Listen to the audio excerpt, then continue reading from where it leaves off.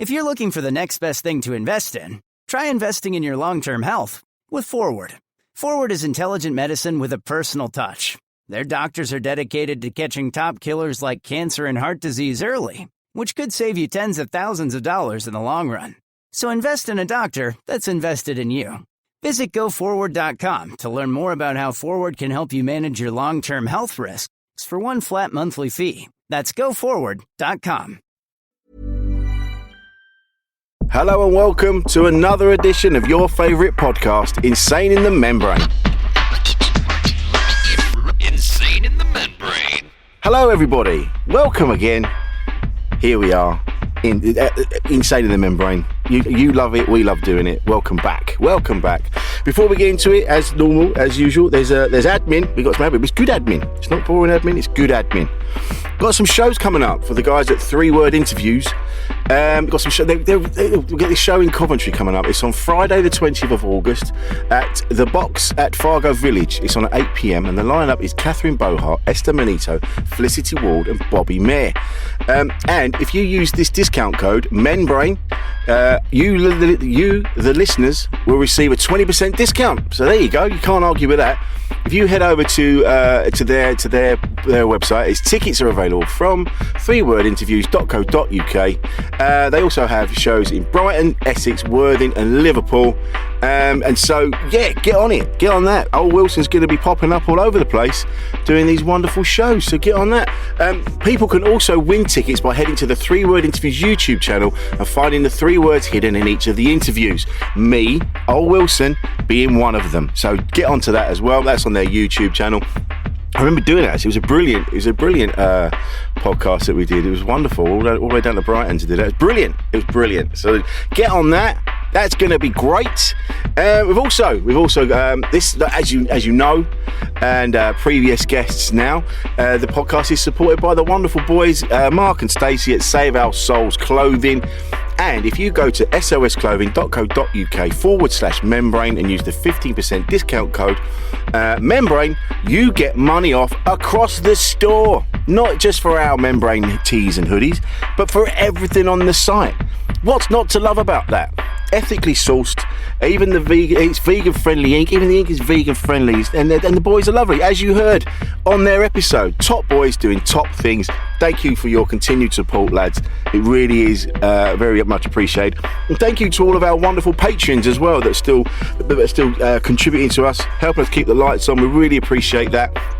Anyone listening to this, if you would like to be a Patreon, do jump up on our Membrane Patreon page and join in. You're helping do a wonderful thing by a couple of quid a week or whatever it is, a couple of quid a month. Just bung it in, like instead of buying a coffee, bung it our way, and then we can keep giving you these wonderful podcasts that help you through these dark and dingy times. So if you do that for us, that'd be great. So on to this week's guest, my mate, brilliant comedian Paul Pirrie. And actually, if you look at the artwork for this week's episode, you will see that Paul Pirrie is not only modelling one of our wonderful t-shirts, one of our Insane in the Membrane wonderful t-shirts, he bought that himself. That's how much of a mate he is. He didn't like, can you send us a t-shirt? He bought that himself. Bless him. At full price, didn't even use a discount code. What a lovely man. And that's what I love about Paul Pirrie. I've known him, must be going on, it's over a decade. I think we talked about this in the episode. I've known him many years, but we kind of hit it off straight away. As soon as we met, we were like, yeah, we're going to be friends for a life. And he is. He's been through so many ups and downs. He really has struggled a bit over the years, but he's pulled himself out the other side, and he's fantastic. He's such a lovely man. And I've been meaning to get him on for ages, because he and I we just get on. And we've been very lucky enough to travel the world together, making people laugh. And every time I see him, it's a breath of fresh air. He's a lovely, lovely man. And I was like, do you know what? Let's stop mucking around. Let's get him on. And it was just nice to just chat to a mate. I forgot, to be honest, that I was doing a podcast. I was just talking to a mate. I completely forgot we were recording it. So yeah, listen, you're going to love this episode. Paul Pirrie is a wonderful man. So without further ado, coming up in a minute is Paul Pirrie. If you're looking for the next best thing to invest in, try investing in your long-term health with Forward. Forward is intelligent medicine with a personal touch. Their doctors are dedicated to catching top killers like cancer and heart disease early, which could save you tens of thousands of dollars in the long run. So invest in a doctor that's invested in you. Visit GoForward.com to learn more about how Forward can help you manage your long-term health risks for one flat monthly fee. That's GoForward.com. A podcast from producer paul.co.uk. Insane in the membrane. Hello, Rich Wilson. That's the top of his hat. Come in. Come in. Got to put his headphones on yet. Come in. I'm coming. Hello. Hello. I felt like I was listening to Pornhub on audio there. I'm coming. I meant to get you on ages ago and we never did it. No, you didn't. I'm Mayday. Oh, fuck. Well, Perry, what are you doing? Can you give me a hand, please? That's not true. Not true at all. I just saving you for best. And here we are. Oh, you and Paul with your ego rubbing. Everything you say is gold. Gold. I just wanted to talk to a mate, really. Nice. It's been lovely. I love having all the guests, but I just want to talk to a mate. And that's nice. you. Here he is. Hello. Are you all right, Paul? I'm very well. Well, I mean, I'm all right. Yeah. It's funny, isn't it? Up and down. Hey? It's the opposite from my sex life. Mate, I haven't seen you in ages, and it's funny. Isn't it funny when I used to see you more when I lived further away? Yeah. I used to live up the road from you, barely saw you. Live 20,000 miles away all the time. Yeah. Shit, innit? Shit friend. No, that's you're a shit friend if I saw you all the time and you punched me.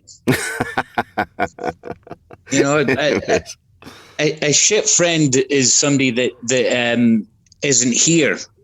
Yeah, in your head and your heart. Yeah, all I need to know is you're fine and you still like me, and then I can go on with my life. Now and again, it's a nice surprise when I see you. So adds a little bit to the happiness, because your food always tastes better when you're hungry. That's true. Yes, you're right. I'm always right. You're always right. I'm always right. I was telling someone the other day about the dog poo story, and they couldn't believe it. They looked at me and went, "You threw dog shit in your friend's face." I went, "No, now you made it sound weird." And to the listeners, I'll tell them. We were walking your old dog, not the dog you got now. No. The old one. God rest their soul. The one you killed after throwing shit in my face. Get rid of all the evidence. Yeah. So I was trying to help. We picked up, and I picked up the poo and holding the bag. And then mucking around, I went, ugh, sort of waved it at you. And then you pulled that face, you kind of went, duh. I went, what? You went, it touched my beard. I went, it can't be, it was in the bag. And there was a hole in the bag. Yep. And the shit had come out. Yep. And hit you in the beard. Right in the beard. Right, in your pus.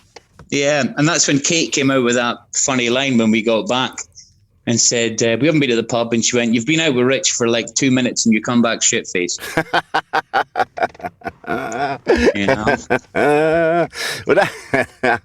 happened. It did happen. Yeah. But that's, you know what, talking about the booze, you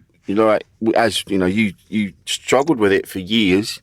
Yes. I didn't realise, having known you over 10 years now. Mm-hmm. And didn't realise how bad it had gotten for you. Because, I knew you, like we all did. There was a time when we worked together a lot and we were just pissed all the time. Yeah. We didn't, but none of us realised the extent of what you were going through. It was a couple of times you kind of go, maybe something's going on. But you don't really want to ask. You're like, I'm sure he's fine. He's just like the rest of us, we're just getting giddy and getting pissed all the time. That's the thing, isn't it? I mean, I didn't even realize. I just thought I thought I did it a bit too much, but I thought, hey, that's just the way I am, And you, when you're hanging out with people, like if I saw you, it would usually be at a gig, and I'd go, Rich is on, you'd go, Paul's on, we'll be able to get wasted after, have a few drinks, have a laugh, you know? Yeah. And so I and you only see that stage, you know, just us getting wasted, and we think I thought that's what you did all the time. Yeah. Yeah. So when I'm in the house on my own, I'm doing the exact same thing as what I do when I see everybody. You know, it's like, it's kind of like, I used to always say that Christmas is good time of the year for me because it's the only time that everybody's bottle bin looks the same as mine. Yeah. You know? Yeah. Because I didn't realize that was loads. I just thought, I knew it was loads, but I didn't think it was as bad as it got. You don't realize that it's that you think you're a nice person because you think you're a good drunk, but you realize that psychologically you're hurting other people. You know, you don't realize that. I mean, I was never physical. No. But underneath Kate, my wife was getting really hurt by it. And she would mention it now and again. And I'd get, oh, look, it's just, you know, it's part of life. And, you know, and you look at your bank balance, you look at the state of your jeans, your pants, and the state of your life, and other people around you just kind of looking down on you. Yeah. And that's when you start going, maybe I should stop this. And then you realize that you can't stop it when you should. And that's when you know you've got the problem. Yeah. Go on. Well, people think that an alcoholic or people that drink too much, or people that have like a bottle of vodka when they wake up, bottle of Mary down, and then get really drunk and have it in a paper bag. But to me, the way I look at it is, even if you have just 3 bottles of beer a day, 2 bottles of beer a day, but you can't pay your electricity bill, you've got a drinking problem. You know, if you have a pint and it makes you violent, and then the next day you have a pint knowing you're going to be violent and it's only a pint, you got a problem with alcohol. You know what I mean? And if you don't stop, therefore it's a problem. You know, because I know people that drink more than me that have a great life, that don't soil themselves, don't get into debt, doesn't ruin their work. Though health wise, it's probably going to get them at some point, but they could still live their life and good on them. But you know, that's the way I look at alcohol. For me, it just wasn't helping me. No, well, this is the thing. Most, like you say about the bottles and things, most people will have a bottle of wine a night with a bit of dinner and it's fine. You know, it's like, it's just what we do. You know, we have a bottle of wine. But I think when I realised that there might be something else going on with you was when we were you had your nunchucks in the hotel room, and I came in and we were fucking around with them, and then I saw there was a bottle of vodka on the side, and then I'm like, oh, okay, that's fair enough. And you were like, yeah, you know, just have it while I'm sitting here and blah, blah. And I'm like, because I don't drink. I'm a social drinker. I have it when I'm out. I'll have a drink, but I don't sit at home drinking. I won't sit in a hotel room on my own and have a bottle of wine while I'm waiting for something else. I don't. It's like I don't have beers for the train, stuff like that. It's like I'll meet people and I'll go, but there's people I know that go, right, we're getting on the train, let's get some beers. You know, every journey is like beers. Everywhere you go, I'll take that with me, have some drinks. And then, so seeing that, and I was like, oh, maybe it's just, maybe it's just me. Maybe because I don't drink like that. Maybe it's not that much of a problem. But that was the first time I went, oh, maybe, you know. Yeah. Yeah. Hotels were great for my booze mind because everything was centered around alcohol. You know, it was like I'd get drunk before the gig. Sometimes I'd overly do it and it would be obvious that I was pissed. But 9 times out of 10, I'd get to a certain stage of going, I'm now drunk. I'll space it out a little bit So when I'm on stage, I don't fuck it up. And then all I was doing was looking forward to going, thanks very much indeed, I've been Paul Perry, just so I can get right back to the booze, you know. And it's a weird, thinking about it now, it's a very strange thing, because I gave myself a choice at one point. Was either, do I give up comedy, do I give up booze? Because I got to give up one of them. And I chose comedy, thank God. But I mean, there was other things, but that was one of the main things I thought to myself. Yeah. Because I still get a buzz from comedy. It's still, us as humans have got to find some way to get high, whether it be natural, whether it be drinking, whether it be running, or getting a good result, winning a competition, or whatever, gambling. We have to find something. Yeah. Fortunately, I've got a supportive family and friends and a gig that a job that fills me full of adrenaline, you know, that makes me happy, I suppose. And drink was it's a false kind of superpower. It makes you be things that you're scared to be. Yeah, which is a bad thing, you know. I think. Well, that's what I do. That's why I'm a social drinker, because I get quite anxious when I go to meet people. That initial meeting, I'm fine after a couple. I have to have a couple of drinks, and then I'm like, oh no, I'm fine. Because because I'm quite. I've said this loads on here, but I'm fundamentally quite shy, and I have trouble. I do have trouble.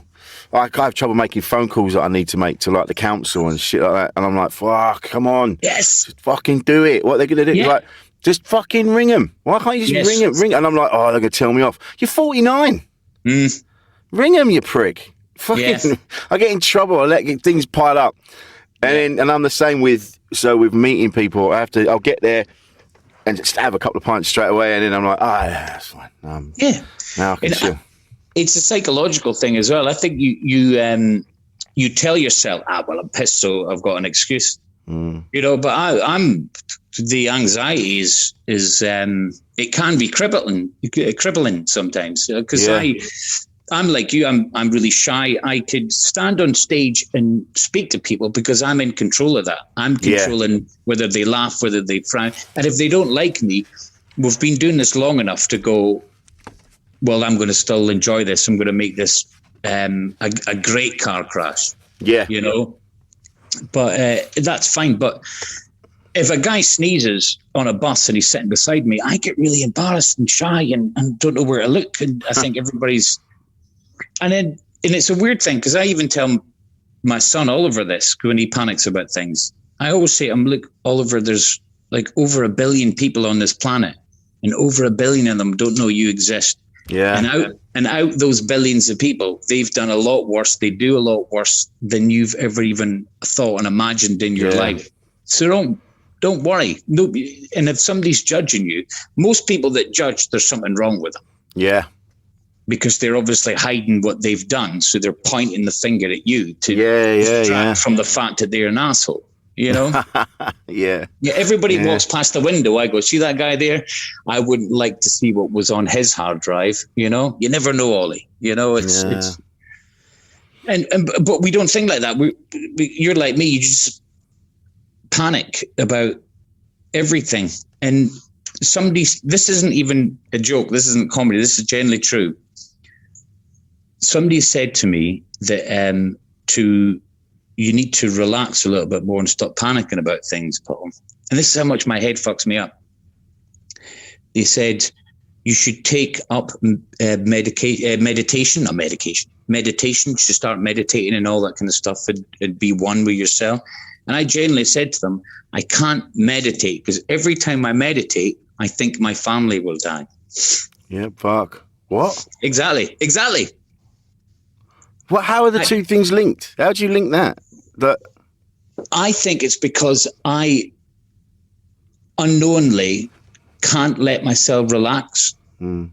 So there's something that triggers my head to say you don't deserve to be happy. You know? So every time if I think, right, I need to calm down, you're okay, nothing bad will happen. And then I think, no, what you're doing is you're because you're now relaxed, you don't deserve to be relaxed. But I think, again, it's the same with booze. I think when people say, I need to drink because it helps me artistically, or I need drugs because it makes me a better singer, or it makes me a better writer. And because I don't have drink anymore, I thought maybe I'm not as funny off drink. Turns out I'm better, so that's fine.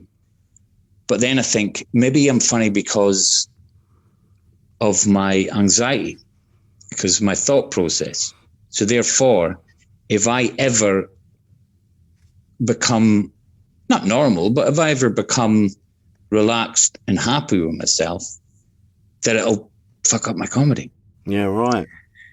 You see? And it's a weird, because I always argue with people about this, say that I need drink because it makes me more artistically better. And I said, look, if you open your eyelid and poke like a needle in it and then rub yourself in blood and it makes you more artistic, would you keep doing that? No. Well, why do you keep drinking? Because it gives you an excuse. So I think it's a weird, my head's, it won't let me just relax. No. It's a very weird system. But I am fine now. I'm fine with it. Yeah. Because you find ways to deal with it, But this is like knowing you for as long as I have, and we've had this conversation before. I think we were in Cyprus. It was one of the heady days of that when we were out there. Mm-hmm.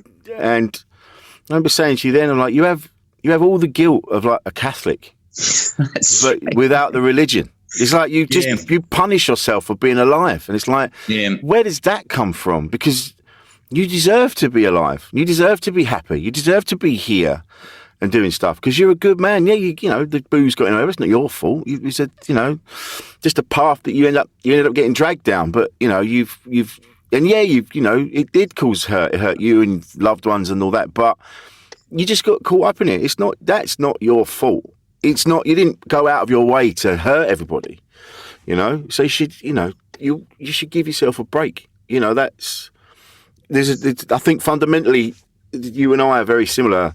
Where we do fuck up, and sometimes we do things that maybe a bit more self-centered, but that's human beings. It's not just I know, and you and I again, we've had this conversation where we go, "Oh, I'm such a prick. I'm this and I'm that," and everyone hates me. And I'm like, no, they don't. Yeah. And the fact is, everybody else is doing the same. They're doing the same patterns. They're good one day, they're shit the next. It's everybody. No one. We have this weird idea that everybody else is living the perfect life. Yeah. Everyone's being good to everyone else. And we're the two idiots bumbling around just being selfish and nicking buns from when people aren't looking. Yeah. It's crazy, isn't it? It's crazy. Of course it is. Yeah. I would love to meet Advice Me. Oh, right, yeah. And go, gosh, yeah, that's, maybe I will take that on, because you look at other people's problems through your own problem, and then you solve them, and then you go, why don't I ever take that on? I've started to do that a little bit. I've started to because I've got kids now, the advice I give them, I think, well, it's only fair that I do it as well now. And it does make me feel better, because every single human, doesn't matter if you've got a crystal chandelier above your head or a ripped light bulb, you still have to take a shit. You still have to go through. I mean, I was having a conversation with somebody the other day talking about money and how money is happiness. And it says the amount of bankers that hang from trees is unbelievable. Yeah. It's being poor is horrible. So let's get that out of the equation. But I think the most intelligent people in the world are the ones that are happy, because we all thrive to be happy. And if you could find out how to do that, that's pretty smart, So we just have to learn to smile, I suppose, and just like you're doing there, Richard Wilson. But it is that, and it's I think I've said this before. Like Ruby Wax said, we do tend to focus on the negatives rather than the positives, because that's our survival mechanism. That's how we when we were running around in the wild, and we had to protect ourselves from dangers. So we're always erring on the side of negativity. And I think that's a hangover from that. You know, we're like, you know, oh, I don't want to get too, like you've just said, oh, I don't want to get too comfortable and too happy in case something happens. You know, it's that feeling of something might happen, and it's not going to happen. I get embarrassed because my dog doesn't bark. I'll be walking. I'll be walking along the street, and the dog will go ruff, ruff, ruff, ruff. And I'll go, oh God, they're going, oh, look at him thinking he's great because his dog doesn't bark, thinking he's the bee's knees, hating us. I'm going, you know? So and they're not even thinking anything. They're not even thinking that. No, they're thinking, I wish my dog would stop barking at that person's dog. You know, it's but it's all based on assumption. All these things are based on assumption. 100%. Assumption, as they say, assumption is the mother of all fuck-ups. Of course it is. It's assumption is a text message, you know? Yeah. That's what assumption is. Because the minute if you're in a bad mood and somebody sends you a hello text message, you read it as in hello. Oh, you asshole. So, you know what I mean? What? Hello. Oh, because you know that today's the day that I've lost my hands and I can't wave. You know what I mean?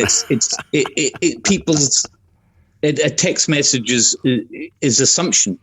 Yeah. You know, and it's the same with when you argue with people, or when people like today's world, everybody wants to boot some people down or win arguments.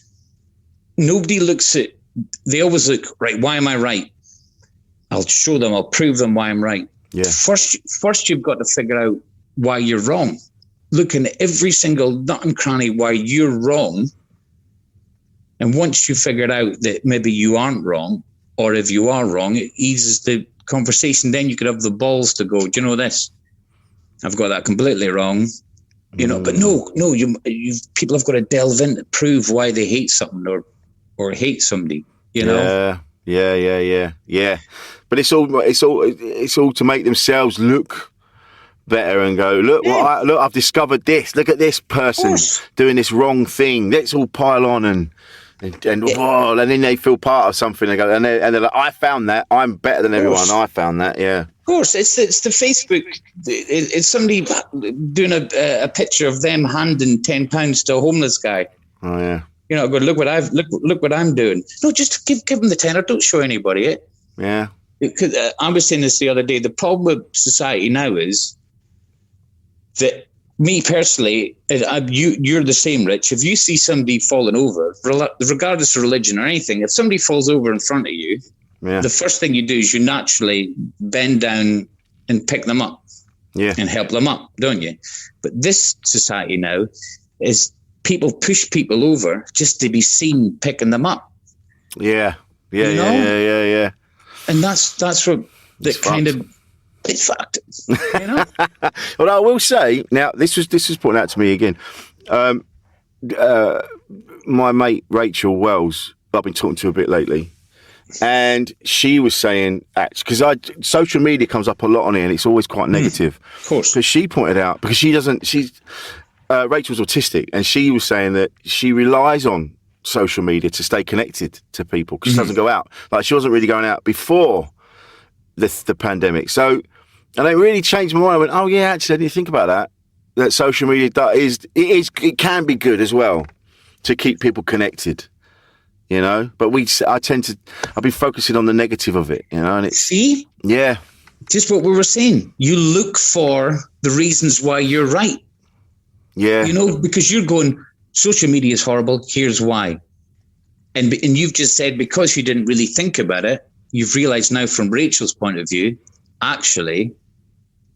Social media is needed because you don't like something, you dislike something, and rightly so, you jump on it, and until somebody goes, actually, without social media, I wouldn't have a connection with the world, with some kind of help, you know? Yeah.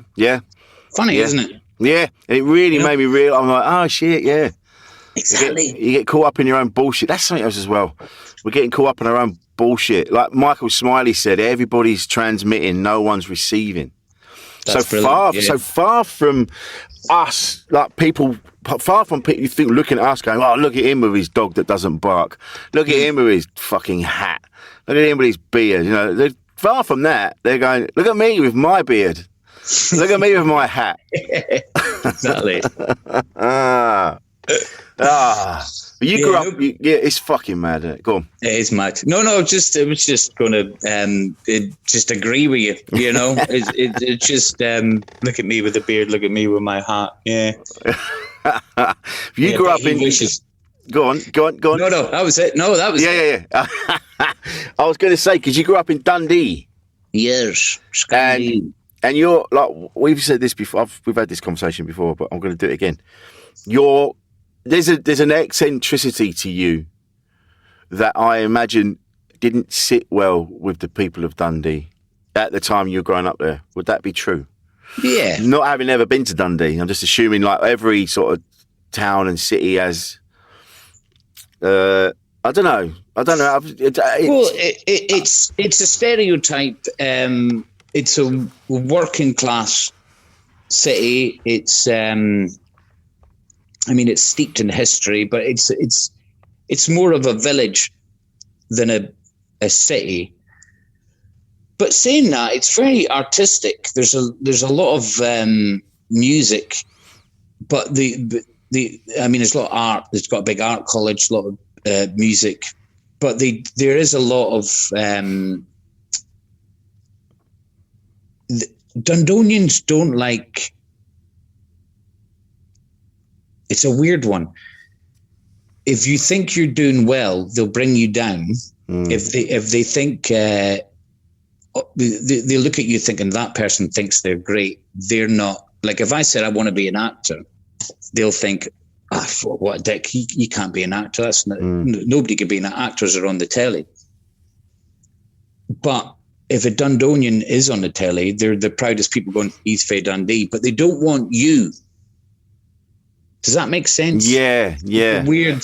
You have to do it without them seeing you doing it, and then they go, he's from here. And then, but if you do it in front of them, they're like, who do you think you are? Yeah. It's that weird mentality, you know. And in my, I'm so weird because there was no real comedy clubs there. So my, I suppose I was just a nervous, shy show off that when I did my comedy work there. Yeah, it was funny there, but they don't see that as some kind of lifestyle. I'm just a funny drunk. Yeah, you know. So it was never going to work in Dundee. You know, so that's hence the move. And a lot of Scottish comedy can be a lot of West Coast, Glasgow type of comedy. You've either got to be Billy Connolly, Frankie Boyle, or Kevin Bridges.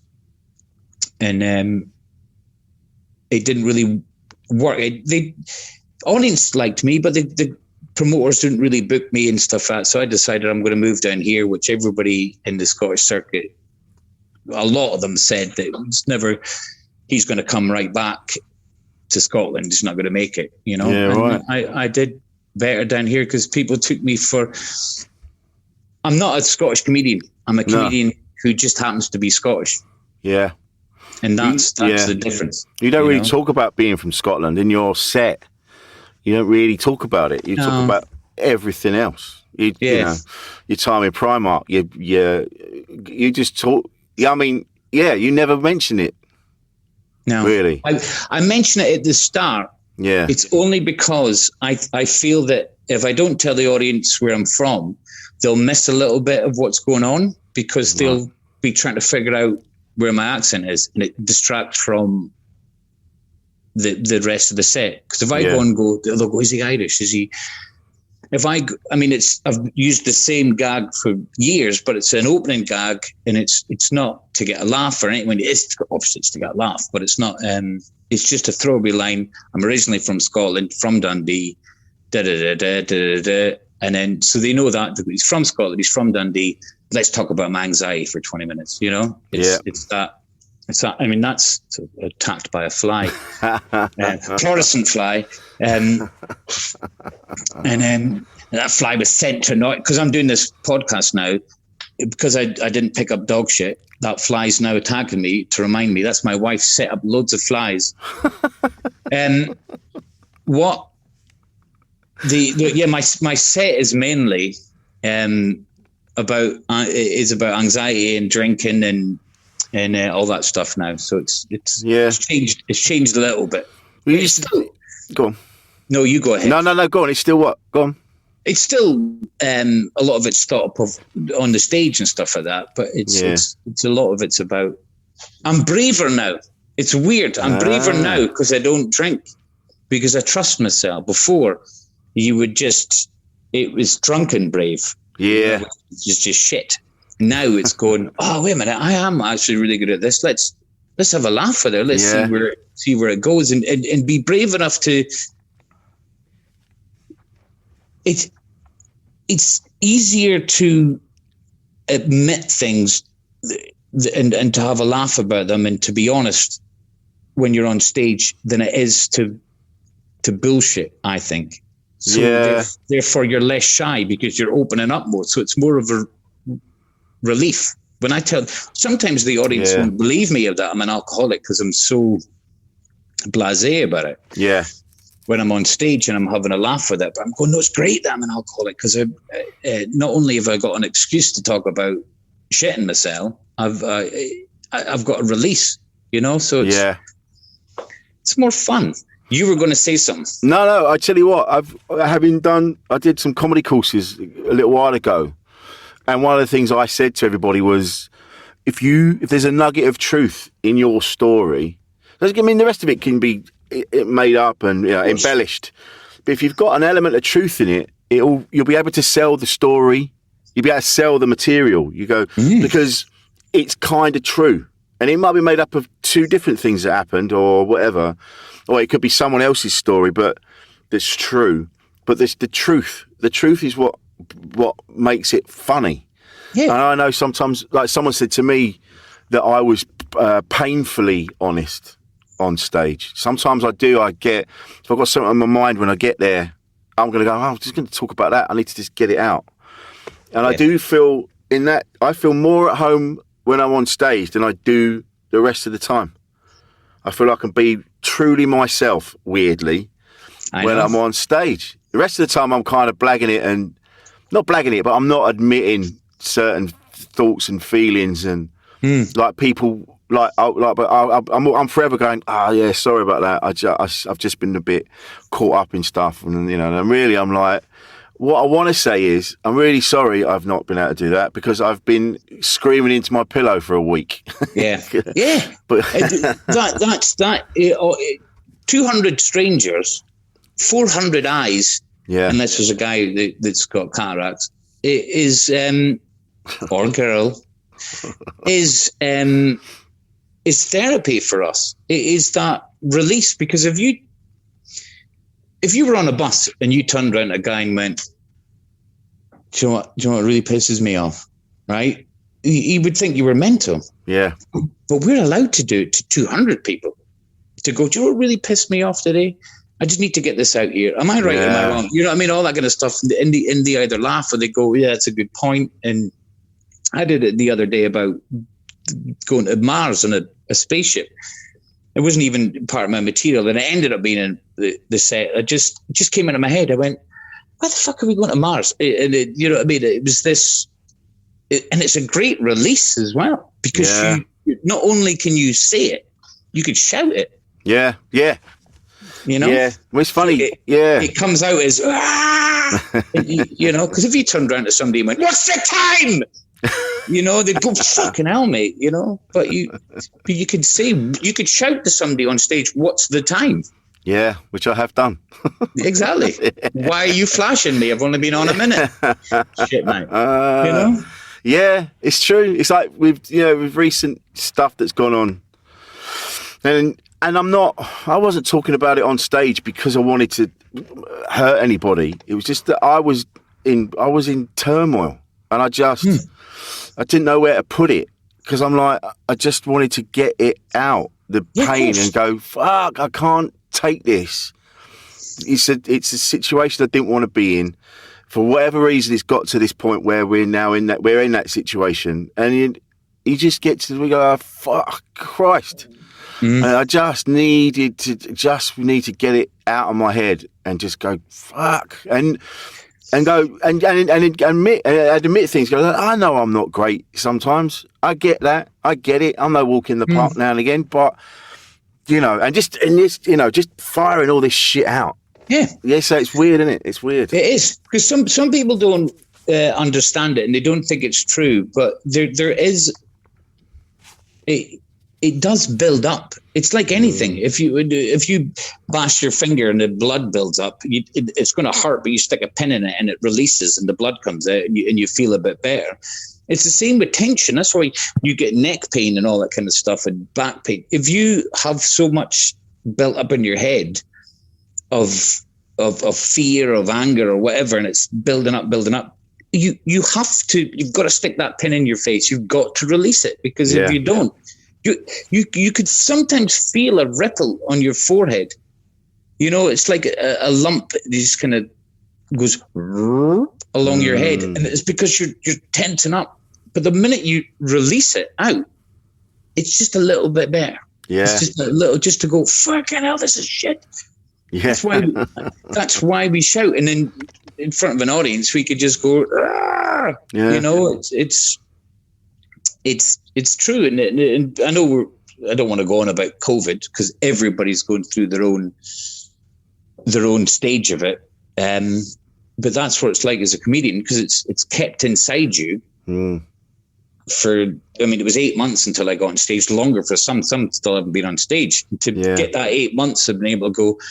I said to somebody the other day, the benefits for this thing that was going on was the fact I get to see my kids more, but the other thing is I can't say cunt because I'm surrounded by kids. 8 months of not being able to. 8 months of not being able to say cunt. Yeah, yeah, so and then people listening, people watching us will then go, "Fuck yeah, I feel like that." Yeah, and then they can relate to you. And then we all have a nice time, and nice just to go, God, and they go, yeah, fuck, ah, and you go, yeah, ah, and now people that can maybe get to terms with mental illnesses or anxiety and think, oh, well, maybe it really is a thing. I had a conversation with Kate's dad years ago. I'm not going to name any names, and a tragic thing happened. Now, he didn't believe in mental health. He thinks it's, or at the time didn't think it was a thing. Thought what you're panicking about is not even real. He's old school, and he's an old school geezer. Yeah.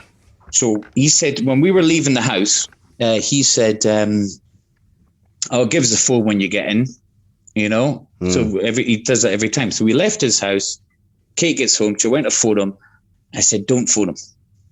She went, "Why?" I goes, "Just don't phone him. And I'll tell you why." So she didn't phone. The next day, he phoned up and went, "Are you there? What's happened?" And she went, "Everything's fine." He goes, "Why didn't you phone?" He goes, I thought you'd been in a car crash. I was panicking." And I said, "Now tell him that's anxiety. And if he times that by 100, that's what some people go through." Fuck. I said, because none happened to you. You didn't phone because what you did, you went right to bed. Because you never phoned, he's not thinking, "Oh, she's not phoned, I'll phone her tomorrow." He's automatically thinking, when nothing happened, he's thinking the worst. He said he was pacing. He said he was panicking. He thought he was thinking, "Do I phone the emergencies? What do I do?" But we're fine. I said, "But that's made up in his head."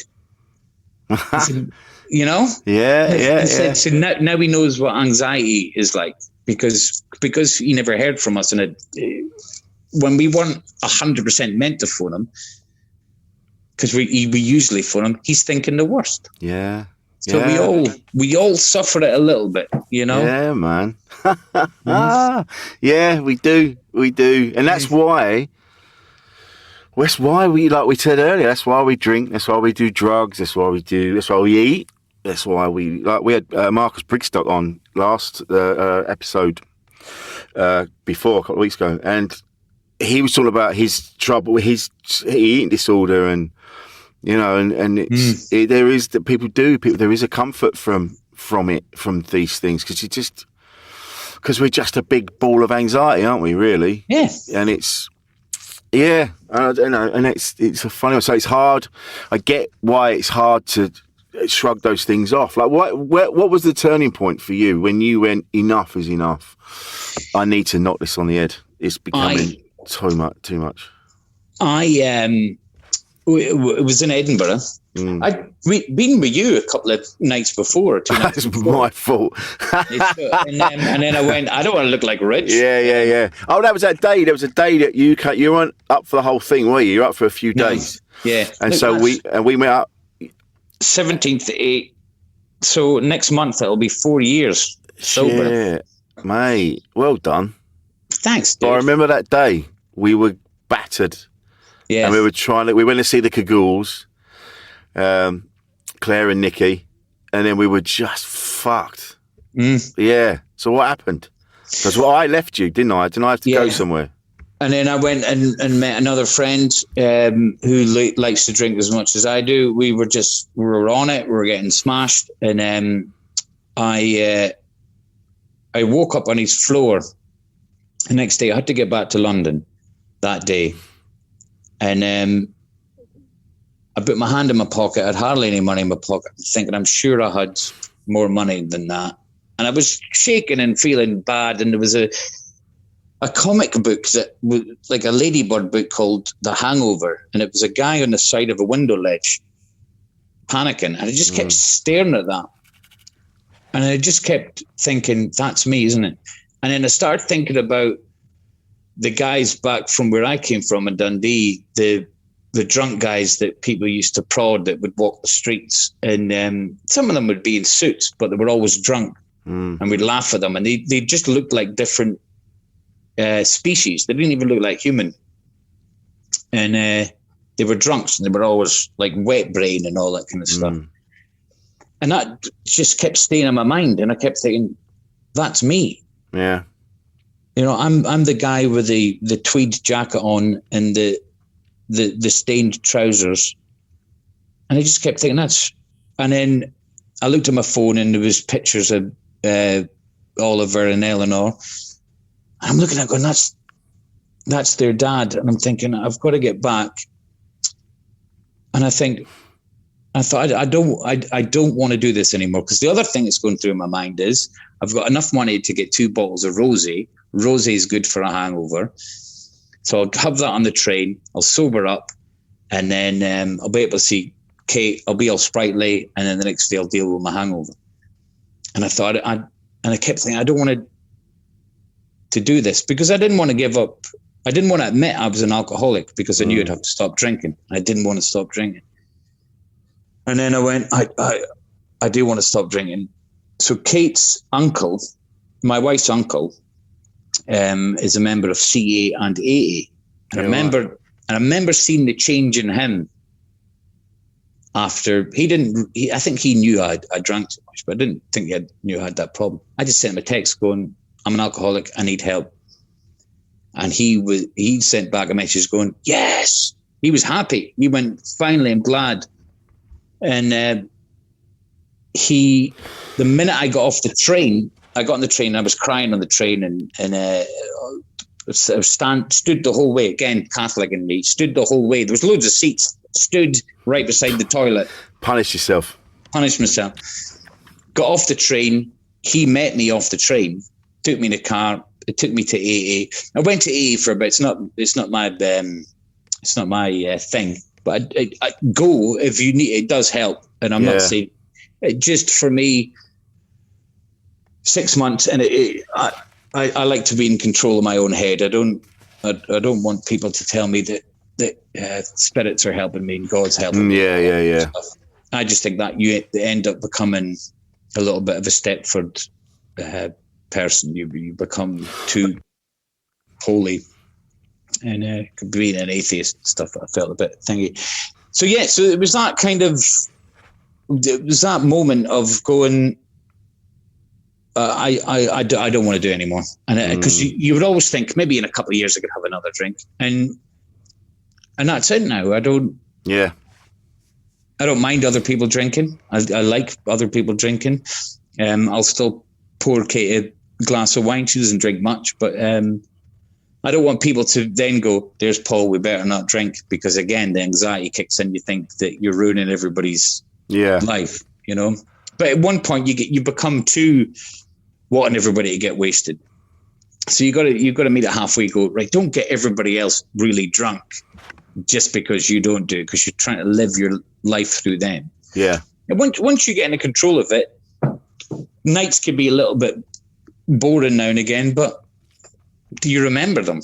Yeah. You know, this is it. At least you're not waking up without your belongings. I remember that. Oh. That happened quite a bit. You know, like shed everything. And, you'll be amazed. And I don't. It's funny. I said life becomes a little bit more boring. It doesn't. Daytimes are amazing. Daytimes are exciting. You walk with a skip. I don't mind going into a shop now on my own. Yeah.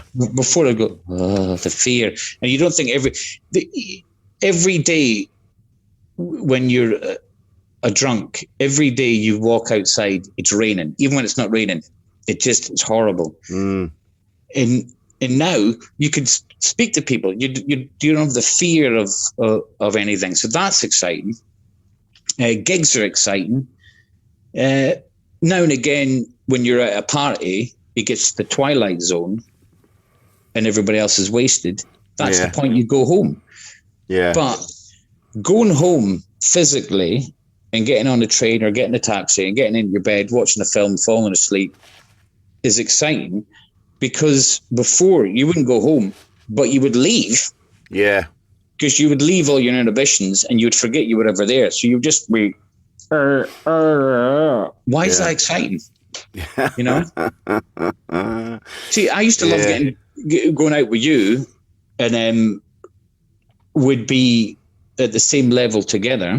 Yeah. And then it would stop. But then there was times, and it pains me, and I wish I wish I was never like that. There was times that before meeting you, I would have already drank probably 2 bottles of wine or half a bottle of vodka. So by the time you're at the happy level, I'm gone. And I've ruined your night, and I've fucked myself off, and you've now had to worry about me getting in a taxi and that hurts me knowing that I was like that. I remember, I do remember a couple of times it was like, how are you this fucked? Because we started at the same time. I assumed, because I'm like, I'm pissed, and but I'm not slumped. I'm not face down on the table. And it used to I know we've had conversations, and I'd go, well, maybe I don't know, maybe your tolerance levels are different. It might be. Well, there's Cyprus was always good, because I remember them, and it was always, I ate more when I was in Cyprus. So there was that. There was, and I didn't get too wasted before the gigs at first, because I was new to it. I didn't want to make a really bad impression. Yeah. But then there was the fun element. So that was the good moments. There's brilliant moments when I was drunk, but it just takes one moment to press that button and the world blows up, you know? So you've got to watch, you know? I do remember I remember being in Cyprus once at the peak of it all, and we were out there all the time. And I remember I tried to have a night off the drink. and the guy that was in charge of the camp as well was like with us, you know, and then I'm like, and I got to the gig, and I'm like, and he's like, what are you having? I went, no, I'm not having a beer tonight. And he's like, no, it's not what I asked you. What are you having? And you go, all right, and then that's it, back on it again. I'm not blaming anyone, you know. I could have said, no, I'm not. I don't want it. Of course, but I just, It is everywhere in a Western society. I remember going to an airport. This is now after I'm clean and dry, and it was about 7 months after I'd quit the booze, and I walked in the airport, and this beautiful lady comes up to me and goes, "Gin?" Right. It's gin samples. Yeah. Right. And I went, I'm sorry. And I went past somebody, went, gin? And then at one point I went, oh no, so look, I'm a recovering alcoholic. And I went, well, this is good. See, I like being that, because therefore they can't go, when you tell them, they go, okay, well, I definitely can't give them that. But see how readily easy it is. Everywhere you look, there's a poster of alcohol. There's tins on the ground everywhere you look. Or I remember going to a hotel, they'd mucked up the room, and they said, look, it's a little bit of a mistake. If you come back in an hour, we'll get the room sorted. And then because we've made a mistake, would you like a bottle of wine? And I said, no, I don't drink.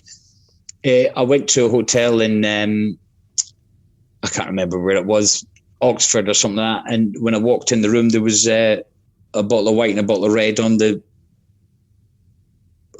bed. That's their little welcome gift, And I was thinking, the jewellery shop at the end was just been open for a year. I walked in and they went, champagne. And I'm thinking, it's a weird one, isn't it? There's got to be a thing like, you don't walk into a jewellery shop after a year and go, would you like a line? You know what I mean? It's, you walk into a hotel and there's 2 ecstasy tablets on the pillow. Have you thought people would go, so like what Marcus was talking about on your last one, you were saying about food. Yeah. People don't realize how hard it is and how much because alcohol is not seen as a drug, and it's like cake. Everywhere you go, you smell cake, and that's not even a real smell. The bakers in shops pump that smell out, so it entices you in to.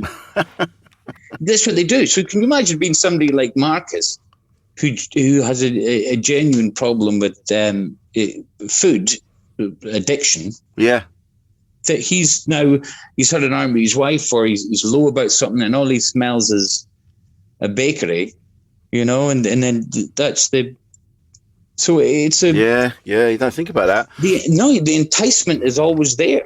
Well, it's like I was on the tube today, and there was one particular. The walls were littered with adverts for this new Jack Daniel's apple thing. Like every single wall was covered in this advert for this new drink. And I don't think like I said, it's not a problem for me. I just drink. I'm more of a social drinker. But there must be. I don't think about that before. Everybody, it's everywhere. Because you don't have a problem with it. No, I don't have a problem with cake. So therefore, I think, that smells quite nice. I might, you know what I mean? Yeah. But for somebody that can't have it, to then go, it's weird, isn't it? Yeah. Shit, man. So now look at you though. You're all bright and shiny and you're taking care of yourself. It's nice. I did wear a hat originally because you had your hat on. But that's a good hat. Baker boy. It's all right, isn't it? Very nice. Yeah. It's got a nice wee quote on it. I got it for £3 at the charity shop up the road. May the road rise to meet you. May the wind be always at your back. May the sun shine warm upon your face. The rains fall soft upon your fields. And until we meet again, may God hold you in the palm of his hand. That's inside that hat. That's inside the hat.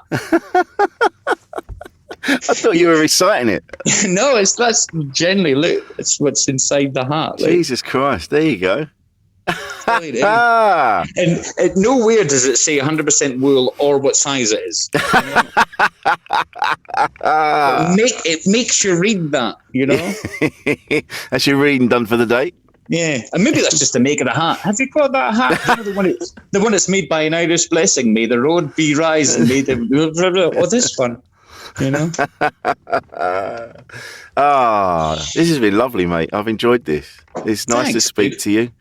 Nice to speak to you. Yeah, I say this all the time. I need to speak to you more. Yeah. What was it we said? What was it when you said it was the Ed Nolan's moment when you couldn't remember Noel Edmonds' name? Noel Edmonds. Yeah, you said Ed Nolan's, and that's a great name. And then we were trying to figure out what the best sound in the world would be. Oh yeah. What was it? 'Cause When we were the best sound would be, wasn't it? We got Cliff Richard and Noel Edmonds. And we were using them as bats. Like one of us had Cliff Richard by the feet, and I had Noel Edmonds. And then we'd whack their heads together and listen to the sound of the fractured skulls or something. That would be the best sound in the world. That's the best sound in the world. Yeah, but it's when you went Ed Nolmans. What's Ed Nolmans? I tell you what is an incredible sound, and I heard this once. So I was living in Maidstone, and my mates Andy and Gav from the band Maker. I think you might have met them. I met them, yeah. Yeah, good lads. And they stayed at my flat, and we'd been on it. We were fucked. And I went to bed, and next thing I'm woken up with Gav shoving a mop up under the bed, under the duvet, up my arse, like really. And he really jabbed it in to the point. So I jumped out of bed naked and just chased them out. They're like, no! And I chased them out of the bedroom. And I managed to get hold of Gav, and I held him on the floor, and I cock slapped him on the forehead. But you know when you get something just right, like a cricket ball on a cricket bat. You know when you hit it, or when someone hits a golf ball just right.